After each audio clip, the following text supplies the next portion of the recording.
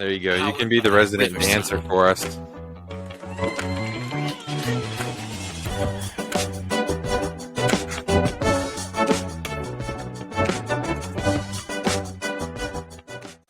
Nice dancing. You can be our team dancer.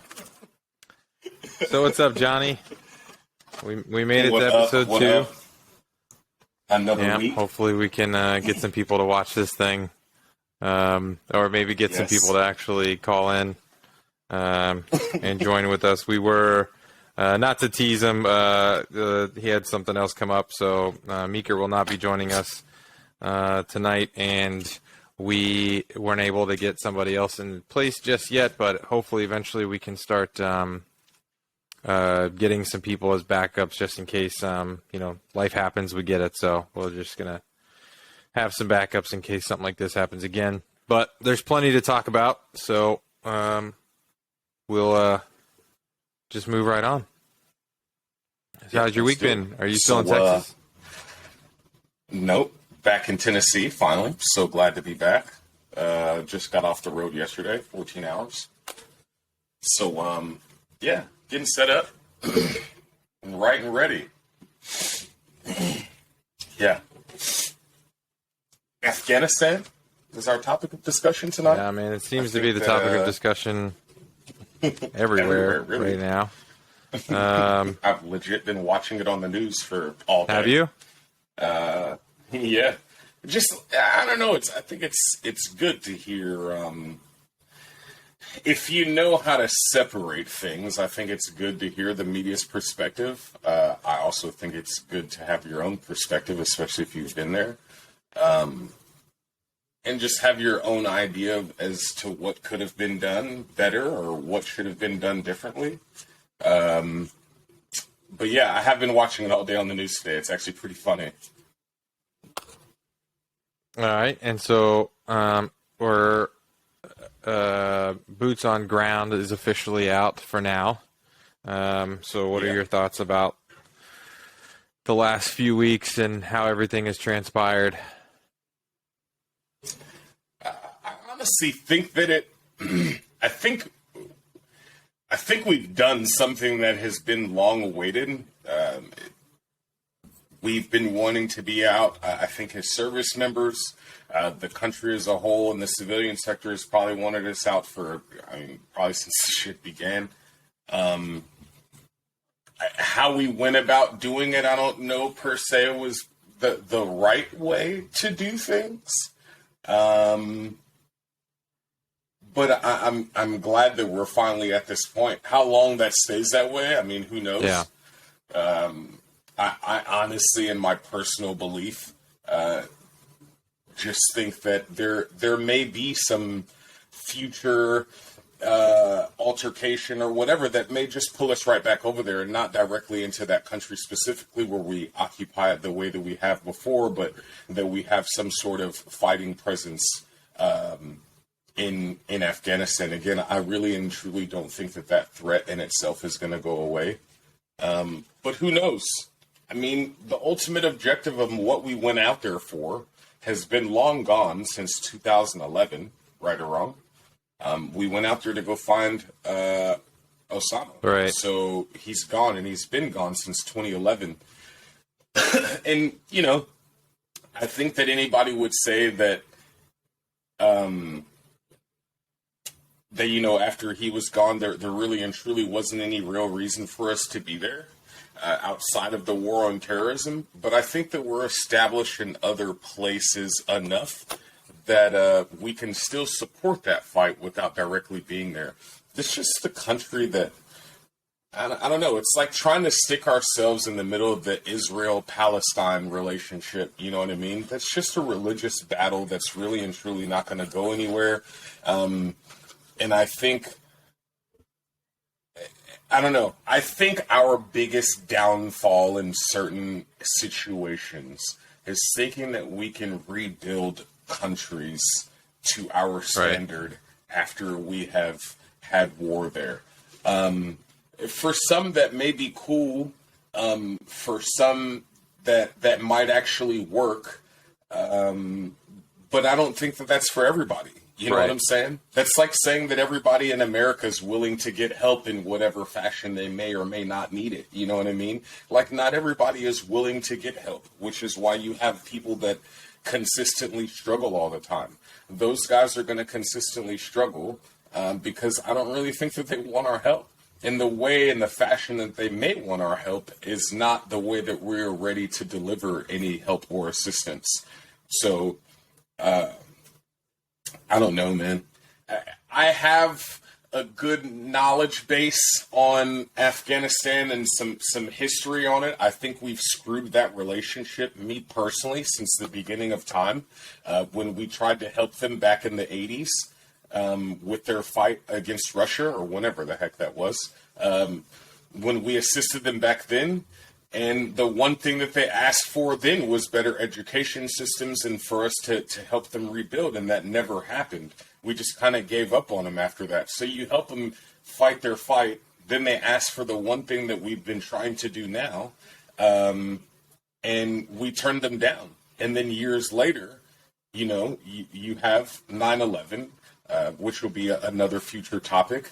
But you have 9/11, and then now you're going after Osama, who you helped and assisted develop throughout these years of turning down Afghanistan and assisting them. And then now you have what is the longest 20-year war. I'm not going to say that it's over. And I don't think that we're unaccomplished there either. I like listening to the news. I just don't like to say... I don't know. I think it's quick for a journalist. I think it's easy for a journalist to be able to say that, you know, it's a disgrace or we didn't accomplish something or whatever, you know, the things that they've been saying that, you know, our 20 years have gone to waste. I don't particularly think that. Yeah, I mean that's a hit point alone. You see it on Facebook. I see a lot of guys that I've served with, and I'm sure you have too. I mean, that seems to be a trend comment, which is, you know, this everything that they died for was all for nothing. You know, what a waste. So how do you feel about that? Maybe if you're going to say the last 10 years have been a waste, I could maybe agree with you there. Because yet again, like I said... Since bin Laden was killed. We went... Yeah. Exactly. There ultimately was no reason to be there. But I've told a lot of people some stuff. And, you know, I've talked to a couple of different individuals about this particular situation.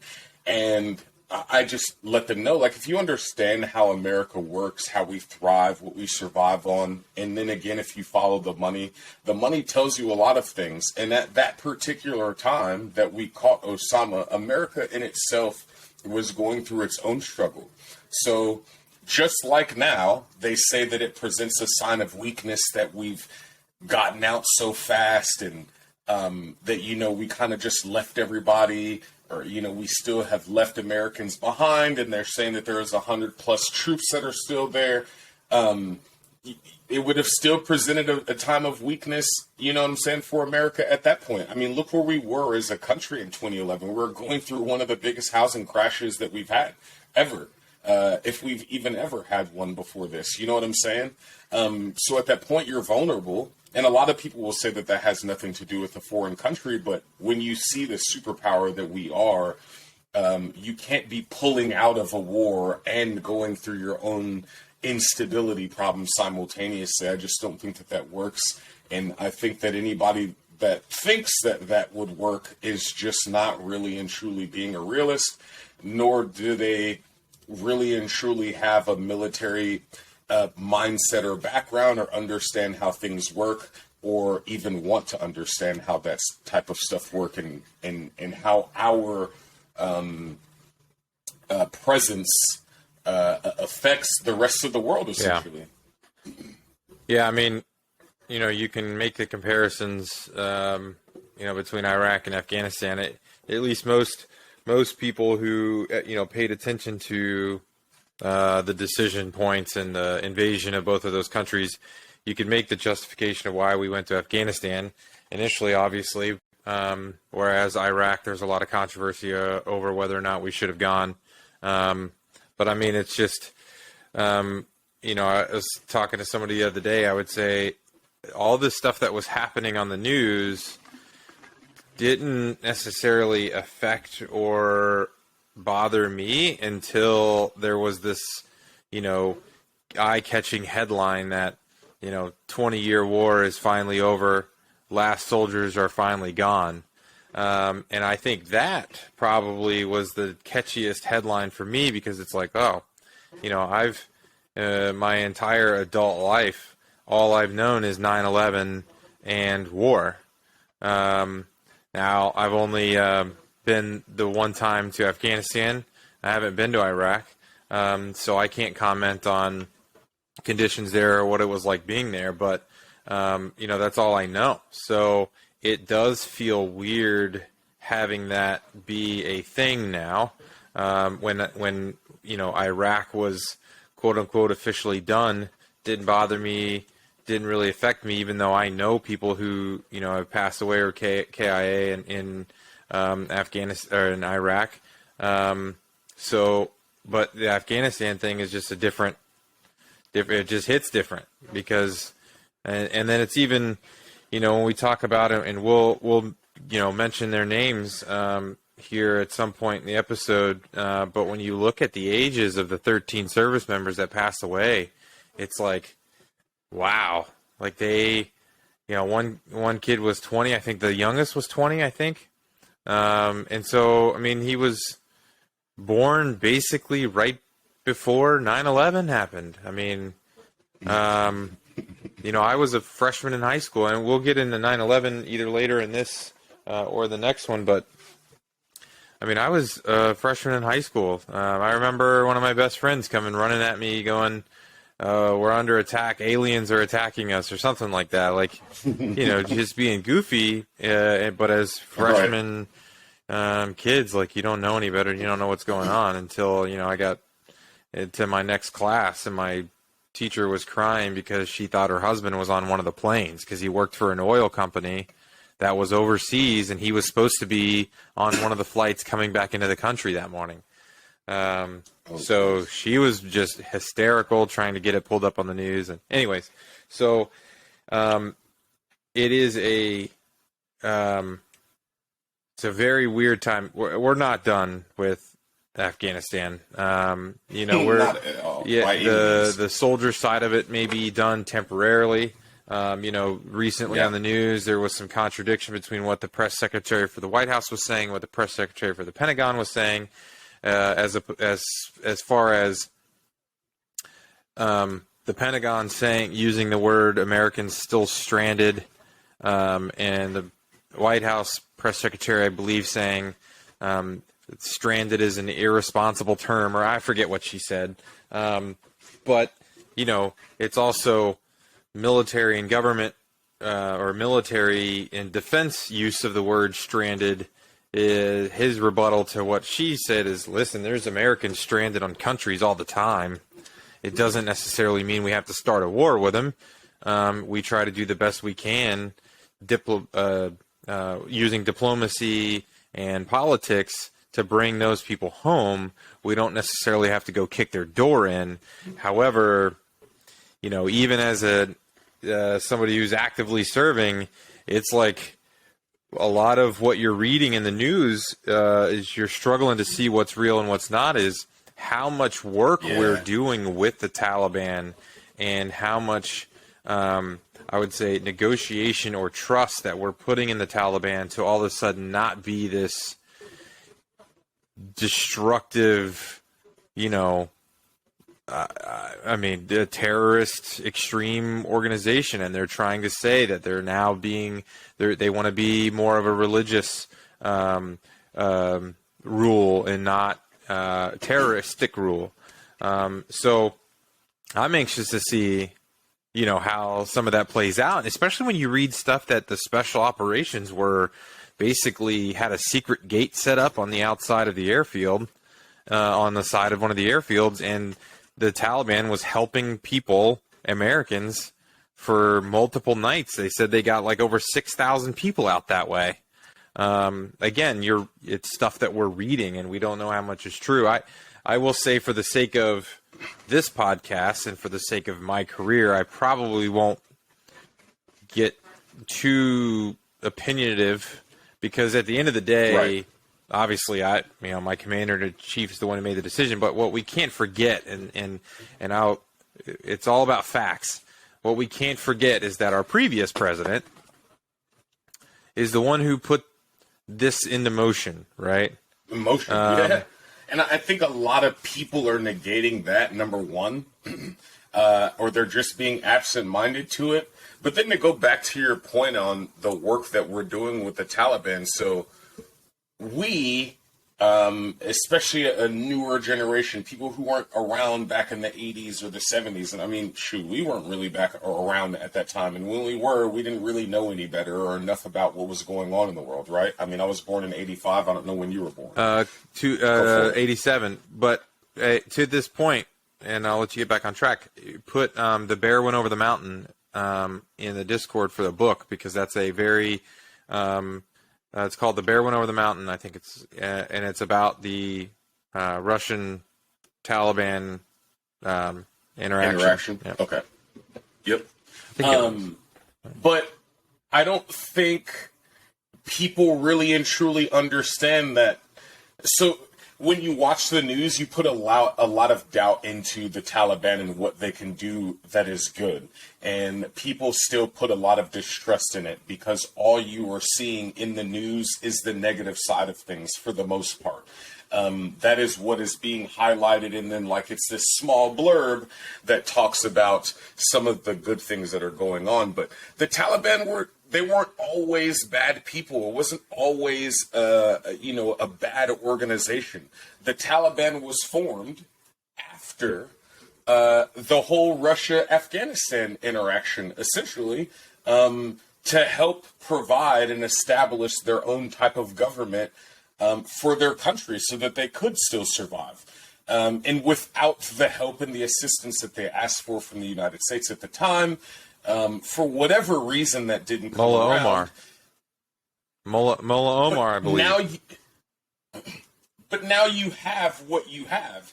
So I honestly believe that maybe the government that we trained, maybe the fighting force that the ANA, the Afghan police, maybe they might not be a success there, right? Maybe that portion of our deployment was wasted, the training aspect, right? But again, that just goes back to my point that the U.S. can't think that we're going to be able to successfully rebuild every other country after we have had war there.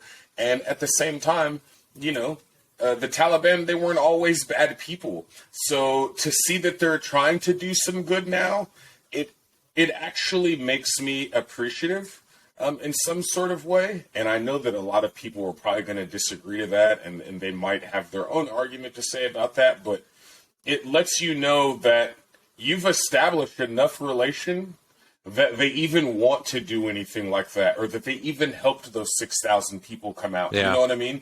Because back before any of this, 20 years ago, I guarantee you that would have never happened.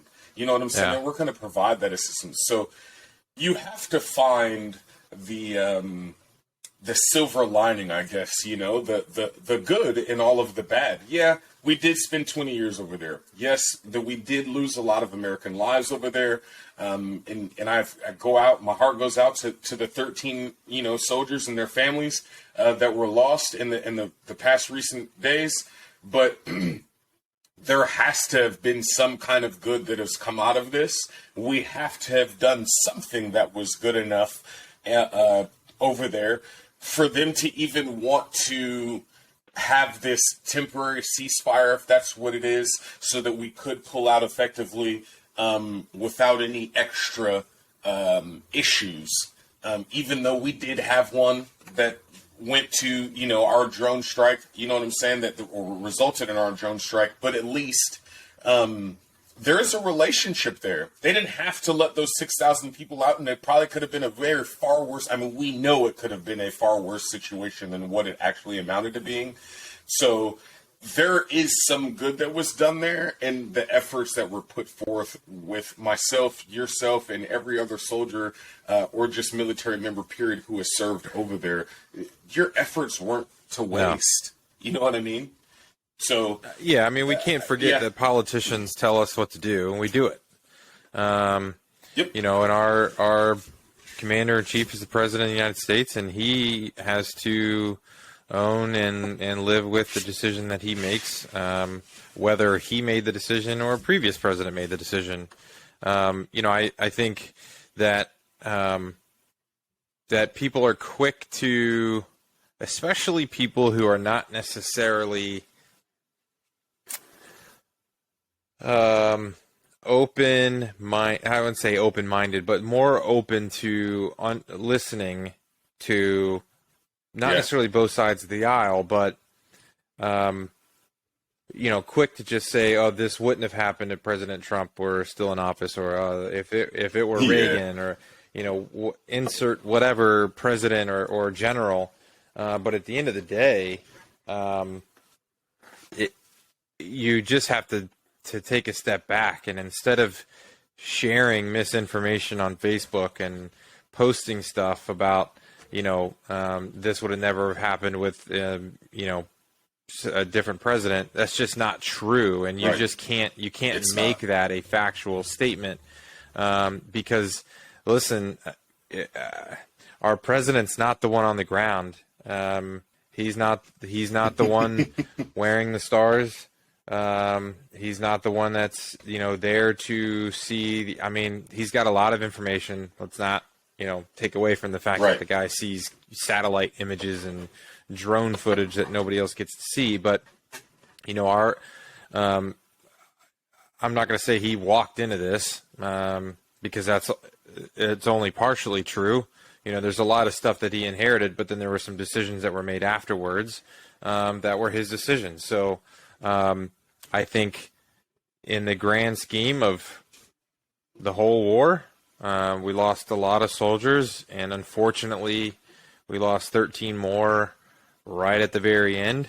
I mean, how many stories do you know of soldiers that were on the way to get on their flight to come home and stepped on an IED on their last patrol, or got hit by a random mortar rocket as they're walking to the DFAC on CAF?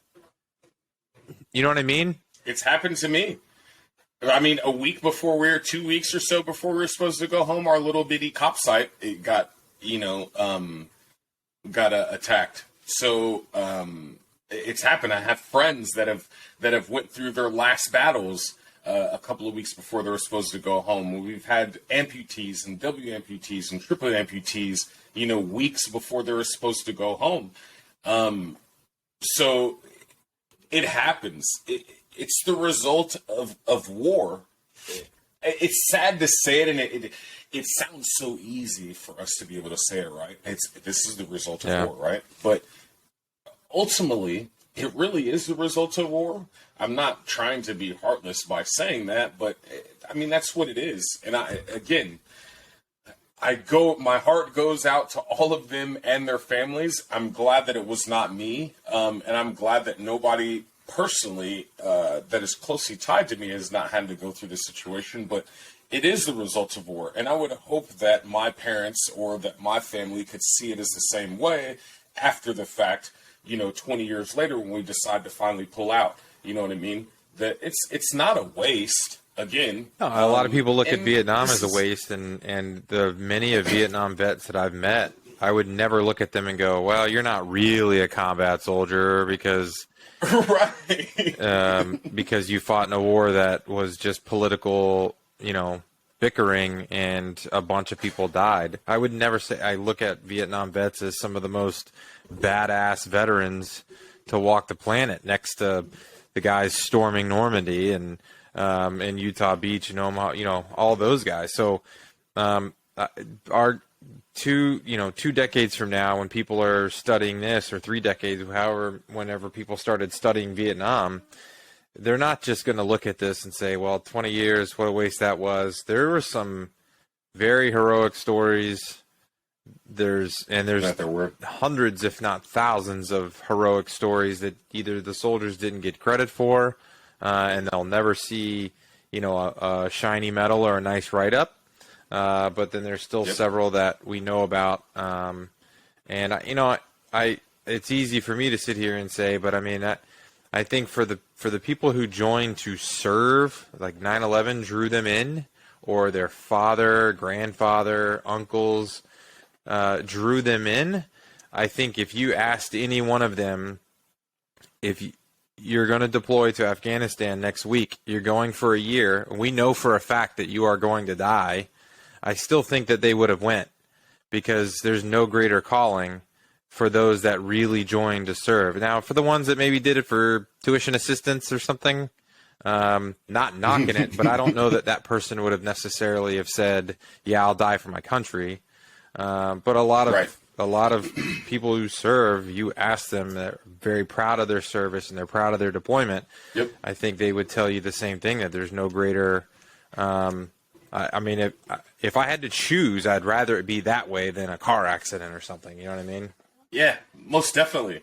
I honestly think, and I've said for years, that it's sad that cats deploy for 10 months, 8 months, 15 months, 12, whatever it is. They survive this big, long battle of being deployed, and then they come back and they die in some crazy incident back here in the States. You know what I'm saying? Like, that's not really and truly the way to go out. But again, I was one of those guys. I followed after my dad's footsteps. My dad did 24 years in the Army, in the Air Force. I planned on doing 20 years in the Army. And if you ask me again, and today, if I could do it all over again, would I do it? Knowing that was a strong possibility? Yeah. I knew it was a strong possibility then. I mean, I joined after 9/11. I joined in 2003. You know what I mean? So it was definitely a possibility. My first plane ride getting on to going to Afghanistan or to Iraq, I thought to myself, like, damn, you know what I'm saying? I might not make it home. When we got attacked in Afghanistan a couple weeks before we left, I said, then I know bullshit, as I got up out of my bunk to put my boots on and grab my rifle, I said, this might be my last day on this great green earth. You know what I'm saying? But, I talked to one of our friends, Renice, like a couple days ago, and I told her, I honestly miss it. I told a buddy of mine yesterday before I left Texas, I miss it. And the crazy, because people are going to call me crazy, the crazy side of me actually would really like to go back over there and deal with this particular altercation. Like, I wouldn't be opposed to it whatsoever. You know what I'm saying? So yeah, I'd do it again in a heartbeat, man. I don't regret it. And I honestly think it's one of the most honorable things that you could do. And I think that, along with that, by the news media saying that this is a waste of 20 years or whatever it is that they're saying, I think is a real discreditation to the service members in their fight. You know what I'm saying?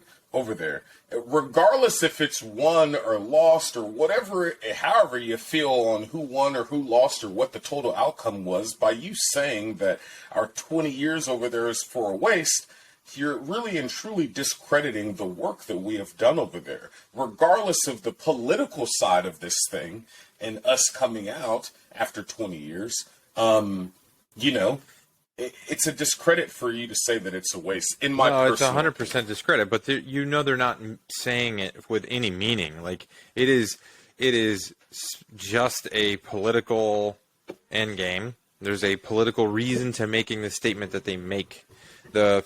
Unfortunately, the people, the media, it's not all bad, but most of the mainstream media now is just driven by money and whoever their big money sponsor is. And that there's no real feeling behind what they're saying and no real opinion. It's just the opinion that they're being told they need to carry in order to stay on at their position. So they may say, oh, what a waste, but that's just an attack against an opposing politician. They don't really know what the soldiers feel. They don't even know what it's like being over there. So the soldiers have to let that go in one ear and out the other and know that their service meant something.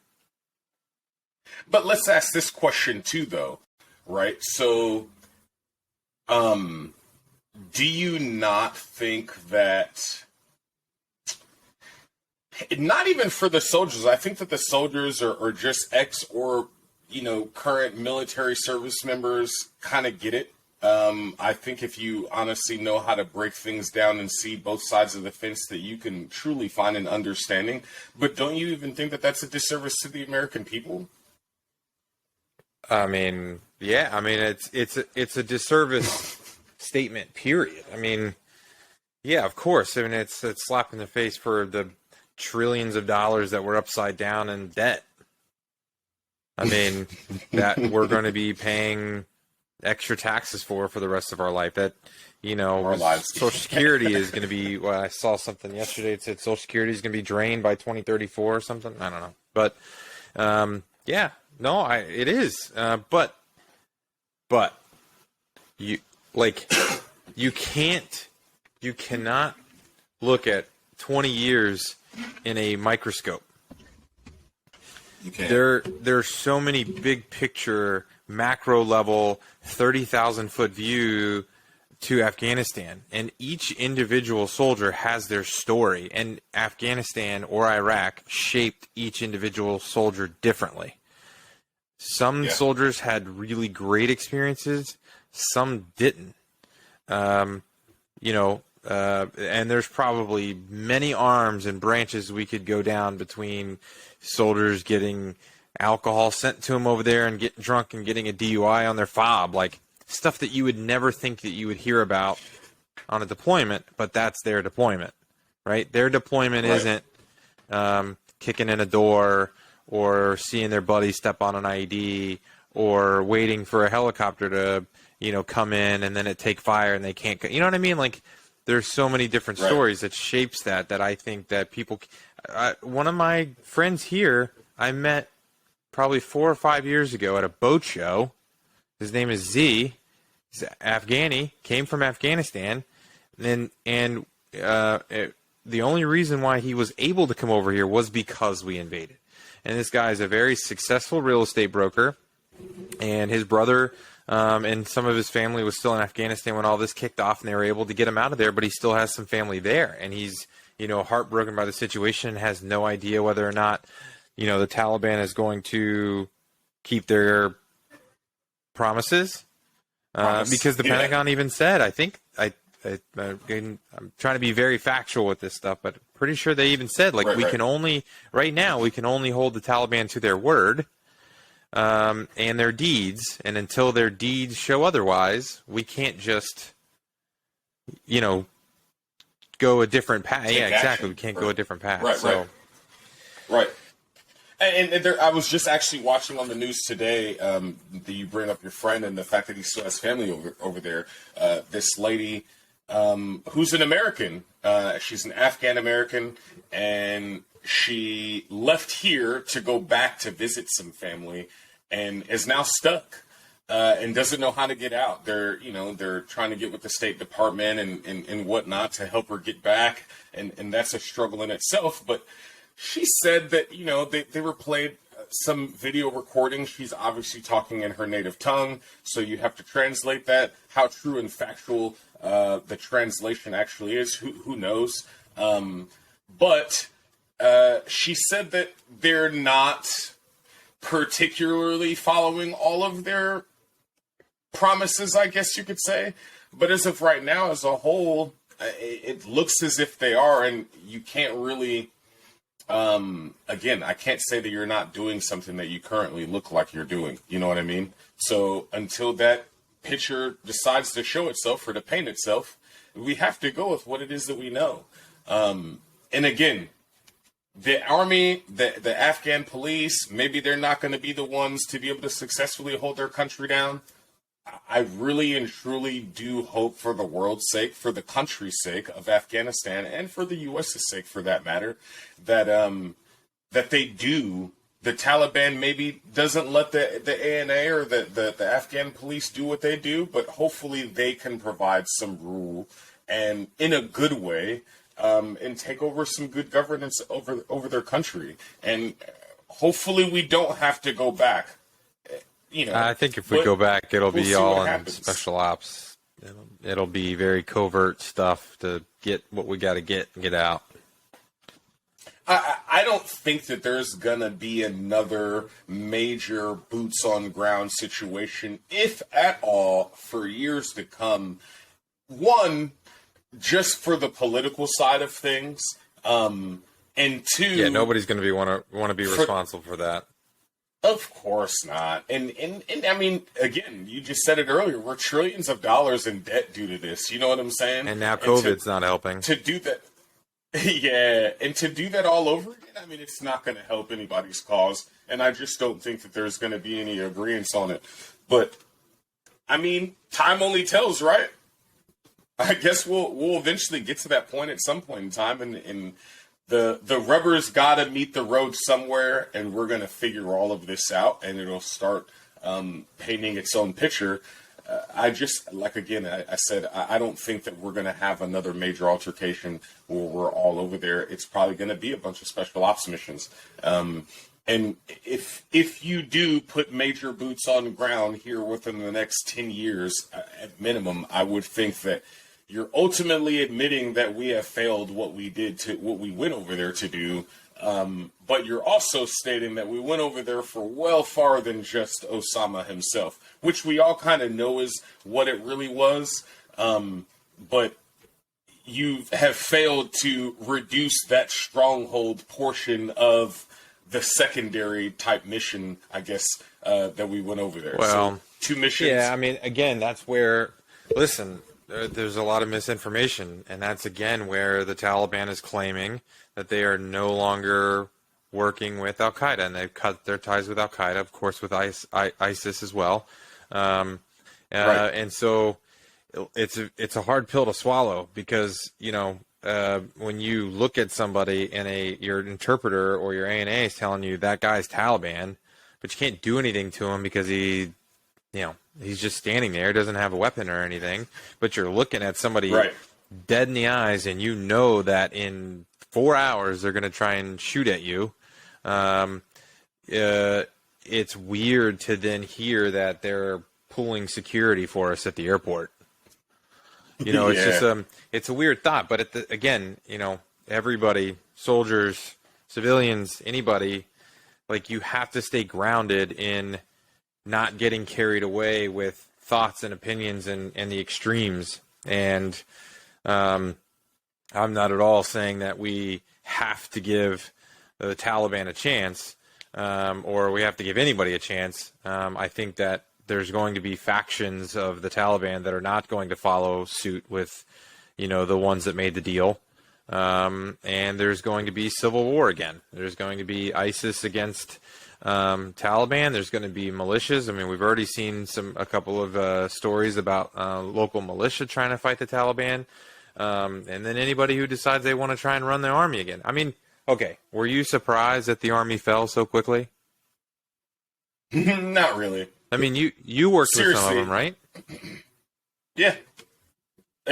I was not surprised at all. I mean, I guess because I can say it, I will say it. I think there's some of the biggest idiots, man. I just don't. I think it's kind of harsh to say, but they're just not. They're intelligent people, but they're intelligent in their own right, and they only know what they know.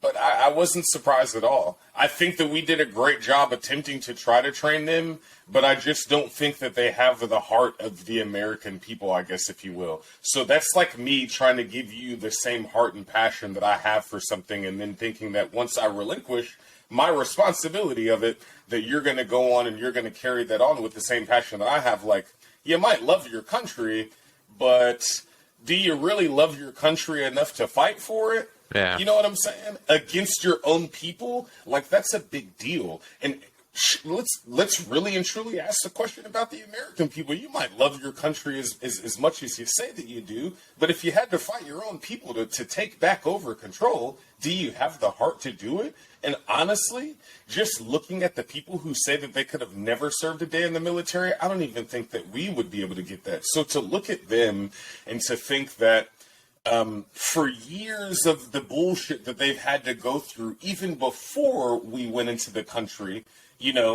that it was just going to be that easy for them to get in there and for us to train them and then for them to go ahead and take over and take back their country and fight their own people to do so. You're asking somebody a lot. Those people that you are fighting are potentially your own family members.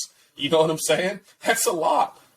That is a lot. I mean, we can all have an argument with our family and we can be disgruntled and we can be mad about certain things, you know what I'm saying? And we can potentially not talk to family for however long, but you're literally talking about killing another man in order to... That speaks your same language. Continue to instill. Yeah. You know, that's a lot to ask of one person. And I just... Nah, man, I'm not surprised by any means whatsoever. I think that we did a great job. I'm not discrediting the job that we have done over there and the training that we instilled, but you're asking somebody to do a lot. You know what I'm saying? And you're asking somebody to A, give the ultimate sacrifice, and you're asking somebody to put that ultimate sacrifice on someone else, regardless of where their belief system is or wherever they are politically or wherever they are about their country. That's what you're essentially asking them to do. So for any American that says, oh, they shouldn't have failed, all this training that our military has done, how did they fall so easy? Ask yourself that same question. Would you be able to do that in your own country? Fight your own American people, your own potential family members, loved ones, whoever it may be. Would you be able to do the same thing? It's not as easy as it sounds, man. It's not. Especially if they're willing to, come at you with a suicide vest. The same way. Yeah. Yeah, I mean, there's to your point, there's a difference between having pride for your country and willing to give your life for your country and going and, cutting grass for $300 a month. And that's, I've got to be a little careful in this, but, I feel like there was a lot of ANA and a lot of A&P that just treated it as a grass cutting job that was paying them an extra $300 a month. And I get it. They were trying to, get money, get paid for their family, and I understand all that. But when you're to your point, when you're trying to ask somebody that, when this guy threatens your family, are you going to hold the line and fight, or are you just going to take the safer route, which is put down your gun, change your clothes, and then move to a different part of the country? What does that mean? And I look, even in my time there, you had me and other logistics guys training Battle Drill 1 Alpha, squad attack, and clearing a room. We were teaching that. And I'm not discrediting decisions made to do that, but and I'm not saying I'm a bad teacher, but when you look at the quality, I would be hard to say that it was something. I mean, we'll give it that. It was something. But now when you're talking about a patrol of Afghan National Army that's in an austere area that is down on communications and can't call in a Kiowa, are they going to fight until they run out of ammo and hope that, they're remembered? Hope that something pulls right. No. Yeah. I mean, when we pulled out of there, that was it for them. There was no more close aviation support. There was no more medevac. There was none of that. Nope. So it's kind of the hard question is did we really expect that 300,000 Afghans were going to fight the same way that we fought. It's easy in hindsight to say no, because we all thought that they would have pride for their country, that they, now outnumber the Taliban. They have that stability and they have the weaponry and stuff like that. But it's hard to not step back and ask yourself, like, did we really think they were going to be able to hold the line? I don't know. I asked myself that question, and I'm going to tell you right now, I said the answer was no. I just really and truly didn't think that was going to happen. They lack a certain discipline factor, A, and B, you lack a certain... You mean smoking hashish every Saturday in the ambulance is not discipline? I mean, you might be disciplined to your hashish, but you're definitely not disciplined to the fight. You know what I mean? Like, our brigade commander was inviting me in like every Saturday or Sunday. He's like, "Hey, come, motor pool." I'm like, "No, dude." Crazy. I don't think that, again, you lack a certain discipline factor, but at the same time, I honestly think that you lack a certain piece. There's something about Americans that makes us so patriotic. I don't know what it is specifically. I know that we have been through a lot of altercations as a country over our history, but there's just something about us that gives us that will to say, fuck it, we're gonna go into another country and do what we do. You don't get that out of those guys. And the guys that you really do get it out of are the fucking Taliban. I mean, that's it's a lot easier, with all due respects, it's a lot easier to have pride for your country, and to be willing to fight for your country when you are attacked on your own soil by somebody from another country who literally just wants to inflict pain, suffering, and death on to innocent people. So, I think it's 9/11, was that catalyst, obviously. We had been attacked at the Trade Center before, and we had been attacked before, but I mean, 9/11 was pretty cataclysmic in making people want to go unleash hell, hath, and fury on, Al-Qaeda and whatever else was in the way in Afghanistan. Yeah. Very true. So, I kudos to our leadership for trying to help Afghan people that don't want to be there get out. Kudos to the other 98 countries, 97 countries that are still trying to help innocent civilians get out. I know that there's a lot of people that know people still over there.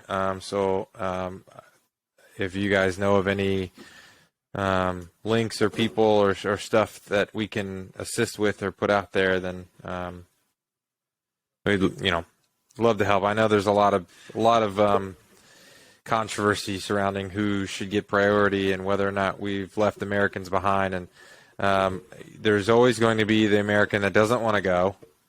And then there's going to be the American who says he was left behind, but, refused to move because they were scared of, retribution on the way there. I'm not in that situation, so I can't, definitely can't criticize the decisions that were made by people that are still there. But you can't not give some credit to the massive airlift that we did in one of the shortest amount of times. I mean, those pilots taking off and getting shot at. I mean, there were reports of the Italian plane that got hit by several bullets. But those pilots taking off one right after the other with rockets, there were several reports of rockets coming in and then getting shot at. I mean, come on. You got to have some big cojones. Yeah. Yeah. And kudos to, for the political side, kudos for finally getting us the fuck out. Seriously. It's not where the fuck we wanted to be for 40 plus years or even 20 years, really. Kudos for finally ending the shit. If something should happen in the future, then let's attack it when we get there. But 20 years is more than enough, and we're still in the middle of some shit as a country in our own right, dealing with COVID. And it's a stressful time to be doing something like this. But kudos, man. At least you can say this. For the time being, there shouldn't really be any more American lives lost over there in Afghanistan. Mm-hmm. And for that much as the media may downplay the exit strategy, though it was fucked up in my own personal opinion and probably could have been executed a little bit better, the point is we got out of there, which is where American people wanted us to be at, the fuck out of there. And I would assume that most of our military family kind of wanted to be out of there. I mean, you got to look at it. For anybody that's retiring this year, that is all you ever knew was this, the Iraq and the Afghanistan war. For anybody who joined at the very beginning and is still working a career right now. I mean, this is legit all you knew. I mean, you just said it. This is all that you knew while you were in. This is all I knew while I was in. This shit started in 2001. In October, when we entered the country, I joined in August of 2003, and I got out in 2017. So for 14 years, that is all I knew was us being in Afghanistan, and part of that was being in Iraq. So kudos for actually getting us out, man. It's been a long, hard road, and it had to come at some point in time. And again, I really and truly think that the only failure, if there was any, was the exit strategy. That's about it. But I honestly think that I don't think that it would have played out as severe as it did if we had a better exit strategy. But I still think that you would have had some of the same situation that we've already had, or that we're currently having, on our exit. So the point is, we're out.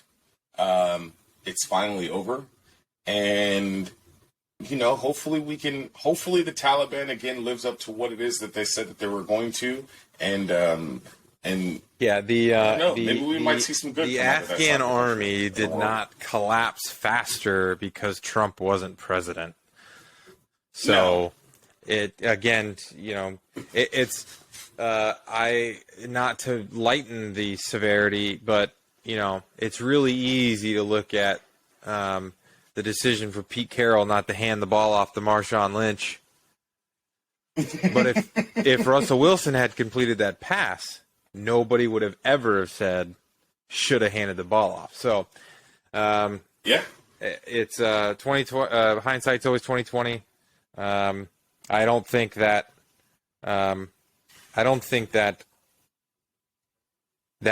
the dire situation that we got in would have been any different, regardless of who was in. So I just think that was, unfortunately, there was not really going to be a clean and easy way to get out.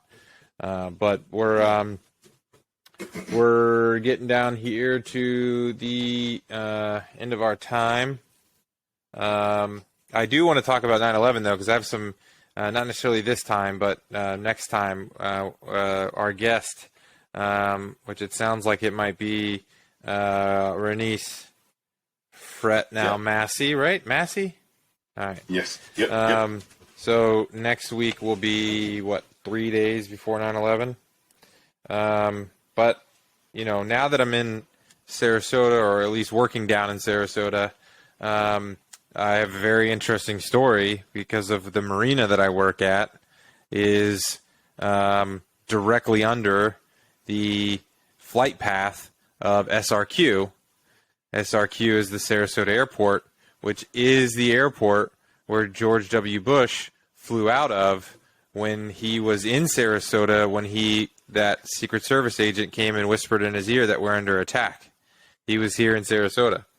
And so there was actually a story behind that with a customer at our marina. So, nice. I'd like to hear where everybody was at in the world when that shit happened. Yeah, no, that'll be. I know where I still to this day. It's a good conversation. I'm ready. It'll be a good topic. We'll talk about that. We can talk about Benghazi as well, because obviously that also happened on 9/11.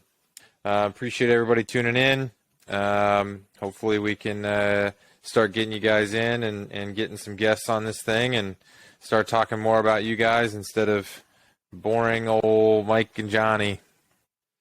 See, that's why I love Johnny, 'cause I like to laugh. Love to laugh. All right.